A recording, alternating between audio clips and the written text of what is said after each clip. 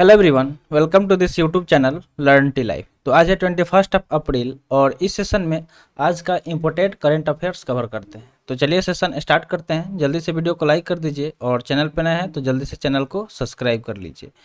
तो देखते हैं आज का करंट अफेयर्स क्या क्या रहने वाला है। तो करंट अफेयर्स कुछ इस तरह के फॉर्मेट में रहेगा। पहले क्वेश्चन होगा, फिर हम लोग इसको बाद में अच्छे से एक्सप्लेन भी करेंगे। तो पहला क्वेश्चन है, which city is the host of the G20 space economy leaders meeting in India. तो पूछा जा रहा है कि जो G20 का स्पेस इकोनॉमी लीडर्स मीटिंग को आयोजित किया गया तो किस शहर में इसे आयोजित किया गया। तो ऑप्शन आपके सामने है। ऑप्शन ए है बेंगलुरु, ऑप्शन बी है चेन्नई, ऑप्शन सी है शिलोंग और ऑप्शन डी है कोलकाता। अगर बात करें इसके करेक्ट आंसर का तो करेक्ट आंसर ऑप्शन सी हो जाएगा। ठीक है, शिलोंग में G20 का जो स्पेस इकोनॉमी लीडर्स मीटिंग हुआ उसे आयोजित किया गया। तो यहाँ पे कुछ इंपॉर्टेंट पॉइंट्स भी दिया गया है जिसे हम लोग चलिए डिस्कस कर लेते हैं। तो देखिए, the G20 space economy leaders meeting was organised in Shillong in April 2023, यानी कि इसी महीने अप्रैल में ऑर्गेनाइज किया गया। इसको कहाँ पे किया गया तो शिलोंग में किया गया। तो देखिए यहाँ पे इस जगह का नाम भी दिया गया है। The meeting is being organize under India's G20 presidency by department of space government of India. तो देखिए ये किसके अंदर किया जा रहा है तो G20 जिसे प्रेसिडेंसी किसके अंदर है तो इंडिया को इस बार मिला है। ठीक है, और किसके द्वारा किया गया तो डिपार्टमेंट ऑफ स्पेस है, जो डिपार्टमेंट ऑफ स्पेस है उसके द्वारा किया गया है, गवर्नमेंट ऑफ इंडिया के। The Indian space research organization, जिसको हम लोग इसरो के नाम से जानते हैं शॉर्ट में, will be organizing the precursor event of this meeting, यानी कि जो ये मीटिंग होगा उसके अगर ऑर्गेनाइजिंग की हम बात करें तो इसरो द्वारा इसको ऑर्गेनाइज किया जाएगा जो इस इवेंट का प्रीक्यूसर होगा। तो आई होप आपको सारे पॉइंट्स क्लियर हो गए होंगे। तो मेन पॉइंट यहाँ पे यही है कि कहाँ पे इसको आयोजित किया गया, अप्रैल में किया गया और किसके द्वारा किया गया तो डिपार्टमेंट ऑफ स्पेस है, गवर्नमेंट ऑफ इंडिया के, उसके द्वारा किया गया। और इसको कौन ऑर्गेनाइज करेगा तो इसरो करेगा। ये सारे इंपॉर्टेंट पॉइंट्स है, बस इतना ही से क्वेश्चन बनेगा। नेक्स्ट क्वेश्चन है, which Indian state union territory announce doctor Bhimrao Ambedkar award for recognising people involve in the welfare of Dalits. तो पूछा जा रहा है कि कौन सा भारत का राज्य या केंद्र शासित प्रदेश है जिसने अनाउंस किया है, घोषणा किया है कि जो डॉक्टर भीमराव अंबेडकर अवार्ड है उस वो दिया जाएगा किसके लिए कि जो भी मतलब जो दलित लोग हैं उनके वेलफेयर में जो लोग मतलब इन्वॉल्व हैं, शामिल होते हैं, उनके लिए। तो ऑप्शन ए है तमिलनाडु, ऑप्शन बी है तेलंगाना, ऑप्शन सी है मध्य प्रदेश और ऑप्शन डी है वेस्ट बंगाल। तो करेक्ट आंसर ऑप्शन बी हो जाएगा, तेलंगाना। ठीक है, तो चलिए आपसे एक एक्स्ट्रा क्वेश्चन पूछ लेते हैं कि जो डॉक्टर भीमराव अंबेडकर जी थे उनका जन्म इसी चार ऑप्शन में से बताइए किस राज्य में हुआ था। ठीक है, तो बस आपको यहाँ पे हिंट्स भी दे दिए हैं कि इसी में से आपको बताना है कि किस राज्य में हुआ था। ठीक है, तो आप जरूर से कमेंट सेक्शन में कमेंट कीजिएगा। तो चलिए इसके बारे में थोड़ा सा डिटेल में देख लेते हैं। तो देखिए, जो तेलंगाना गवर्नमेंट है उसने हाल ही में अनाउंस किया है कि एक अवार्ड जिसका नाम है बाबा साहेब डॉक्टर भीमराव अंबेडकर वो प्रोवाइड करेगा। The government will form Rs 51 crore corpus for this award. और ये जो गवर्नमेंट है वो क्या फॉर्म करेगा 51 करोड़ कॉर्पस इस अवार्ड के लिए प्रत्येक साल। Rs 3 crore worth of award will be given to any one involve in the welfare of Dalits. और 3 करोड़ उसमें से किसी को भी दिया जा सकता है जो इन्वॉल्व होगा, जो दलित लोग हैं। ठीक है, उनके वेलफेयर यानी कि उनका भलाई के लिए जो काम कर रहे हैं उनको दिया जाएगा। तो आई होप आपको सारे पॉइंट समझ में आ गया होगा। चलते हैं आगे। नेक्स्ट क्वेश्चन दिया गया है, which city is the host of global conference on compressed biogas. तो पूछा जा रहा है कि कौन सा शहर इसमें से है जो होस्ट करेगी, आयोजित करेगी global conference on compressed biogas. तो जो कंप्रेस्ड बायोगैस है उस पर क्या होगा, एक ग्लोबल लेवल पे कॉन्फ्रेंस का आयोजित होने जा रहा है। तो वही पूछा जा रहा है कि इसको किस शहर में आयोजित किया जाएगा। तो ऑप्शन ए है मुंबई, ऑप्शन बी है मैसूर, ऑप्शन सी है न्यू दिल्ली और ऑप्शन डी है चेन्नई।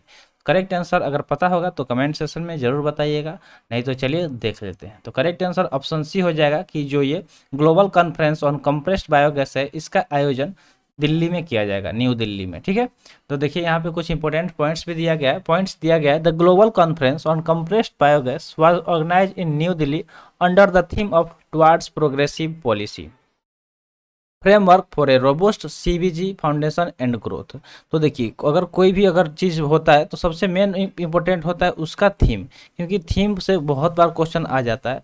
ठीक है, हाल ही में CDS NDA का एग्जाम आया तो आप देख लीजिएगा, बहुत सारे क्वेश्चन हैं जो डायरेक्टली मेरे से आ चुके हैं। ठीक है, जो मेरे द्वारा बताया गया क्वेश्चन डायरेक्टली पूछा गया। तो अगर आप रेगुलर देखते हैं वीडियो तो ज़रूर आपको हेल्प होगा, क्योंकि हम ज़्यादा लंबा वीडियो बनाते नहीं, शॉर्ट्स में बनाएंगे, लेकिन अच्छा होगा, क्वेश्चन बेस्ड ऐसा होगा जिससे जो मतलब एग्जाम में आएगा। तो यही ये यहाँ पे सबसे पहले तो ये इसका मतलब कहाँ पे आयोजन किया गया तो न्यू दिल्ली में। इसका थीम क्या था, ये towards progressive policy framework for a robust CBG foundation and growth.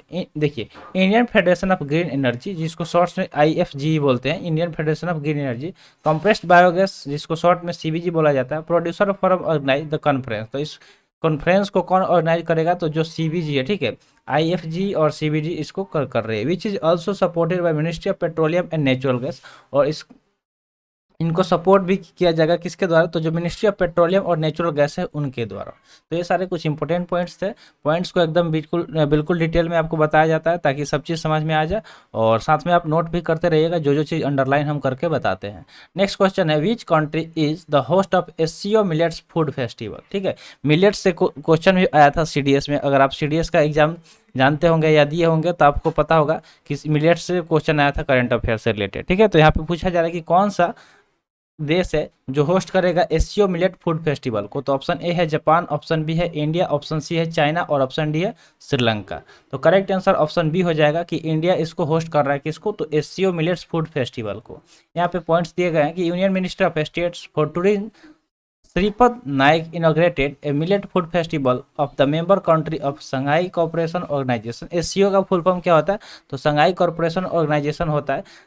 तो देखिए, ये क्या है? एक फेस्टिवल है जिसका नाम है मिलेट फूड फेस्टिवल, और इसके मेंबर कौन कौन है? तो जो SCO के मेंबर है वो सारे होंगे। ठीक है, और इसको कहाँ पे आयोजित किया जाएगा? तो मुंबई में किया जाएगा। किसके द्वारा? जो union minister of states of tourism Shripad Naik है उनके द्वारा इसका आयोजन किया गया। It includes a variety of cuisines made of different millets prepared by chefs from Kazakhstan, Kyrgyzstan, Uzbekistan, Russia and India. तो इसमें बहुत तरह के अलग अलग के वैरायटी होंगे जो जो मिलेट्स से तैयार किए रहेंगे। ठीक है, मिलेट्स के बनाए हुए अलग अलग वैरायटी होंगे, और जिसे किसके द्वारा बनाया गया रहेगा?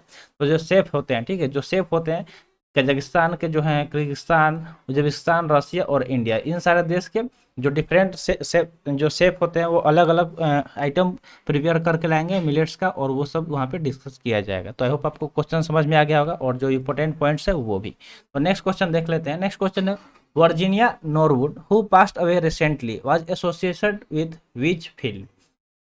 तो हाल ही में वर्गीनिया नूरवुड का देहांत हो गया। ठीक है, ये इनका देहांत हो गया। तो पूछा जा रहा है कि किस चीज़ से जुड़े हुए थे, किस फील्ड से जुड़े हुए थे? तो ऑप्शन है पॉलिटिक्स, ऑप्शन बी है एरोस्पेस, ऑप्शन सी है बिजनेस और ऑप्शन डी है sports.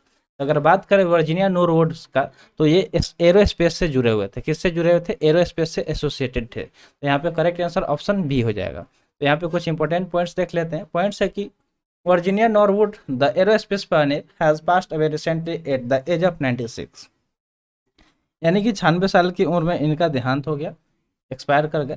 C invented a scanner that has enabled scientist to map and study the earth for more than 50 years. और उन्होंने क्या किया था? एक स्कैनर का भी आविष्कार किया था। उनके द्वारा एक स्कैनर का आविष्कार किया गया था जो इनेबल करता था साइंटिस्ट को मैप, ताकि वो स्टडी कर सके अर्थ को फॉर मोर देन 50 ईयर्स, यानी कि 50 साल तक। Miss Norwood, a physicist, was the person primarily responsible for the designing the scanner that made the Landsat satellite program possible।